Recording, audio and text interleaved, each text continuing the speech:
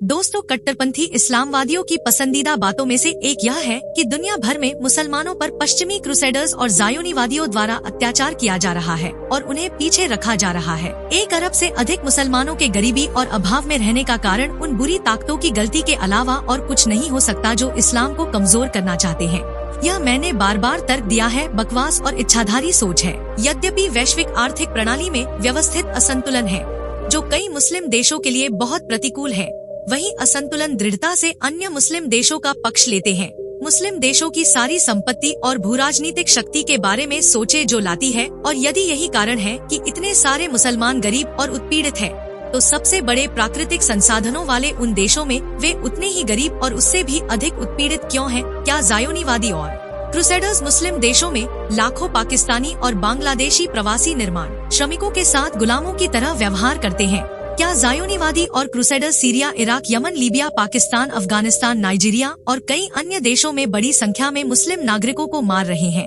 लेकिन आज मुस्लिम दुनिया जिस स्थिति में है उसके असली कारण घर के काफी करीब हैं।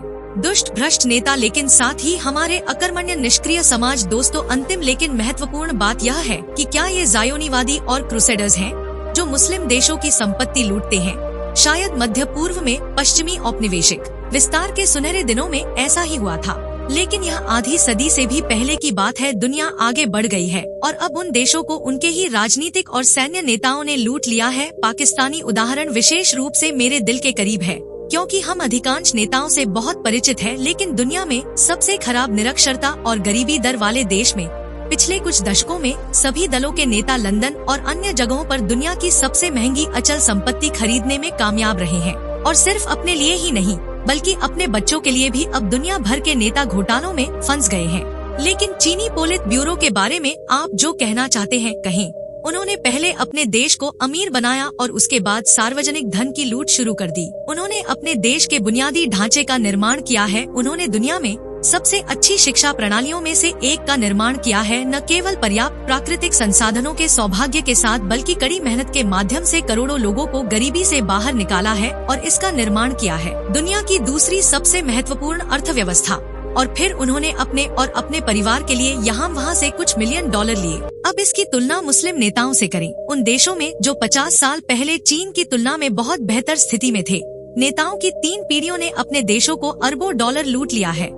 इस प्रक्रिया में कुछ बहुत अच्छी शिक्षा प्रणालियों को नष्ट कर दिया है और युद्धों में शामिल होते रहे हैं, जिससे देश का विनाश हुआ है। औपनिवेशिक काल का जो भी बुनियादी ढांचा बचा था, तो मुस्लिम जगत की परेशानियों के लिए हमें किसे दोषी ठहराना चाहिए? क्या आप अब भी मानते हैं कि यह औपनिवेशिक शक्तियों और अमेरिकी नवसाम्राज्यवाद की गलती है? यदि ऐसा होता तो यह सुविधाजनक होता, खास तौर पर तब जब इस तरह से हम स्वयं इसके बारे में कुछ भी करने से छूट जाते हैं।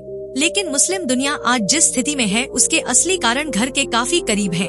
दुष्ट भ्रष्ट नेता, लेकिन साथ ही हमारे अकर्मण्य निष्क्रिय समाज। समृद्ध विकसित समाज के निर्माण के लिए हमारे समाज में हम सभी के लिए एक अच्छा जीवन बनाने के लिए कड़ी मेहनत, समर्पण, ईमानदारी और प्रतिबद्धता की आवश्यकता होती है। बहुत से मुसलमान यह सब छोड़ देंगे और किसी और को दोष देंगे कि उनका देश चीन जितना गतिशील या पश्चिम जितना समृद्ध क्यों नहीं है। अजीम इब्राहिम मैंसफील्ड कॉलेज, ऑक्सफोर्ड विश्वविद्यालय में RAI फेलो और US आर्मी वॉर कॉलेज के स्ट्रेटेजिक स्टडीज इंस्टीट्यूट में रिसर्च प्रोफेसर हैं। उन्होंने कैम्ब्रिज विश्वविद्यालय से अपनी PhD पूरी की और हार्वर्ड में कैनेडी स्कूल ऑफ गवर्नमेंट में अंतर्राष्ट्रीय सुरक्षा फेलो और येल में वर्ल्ड फेलो के रूप में कार्य किया। इन वर्षों में उन्होंने नीति विकास पर कई विश्व नेताओं से मुलाकात की और उन्हें सलाह दी, और 2010 में यूरोपीय सोशल थिंक टैंक द्वारा उन्हें शीर्ष 100 वैश्विक विचारक और विश्व आर्थिक मंच द्वारा एक युवा वैश्विक नेता के रूप में स्थान दिया गया। दोस्तों, वीडियो आपको अच्छी लगी होगी। अगर वीडियो अच्छी लगे तो प्लीज चैनल को सब्सक्राइब कीजिए, जिससे हमारा और मनोबल बढ़ेगा।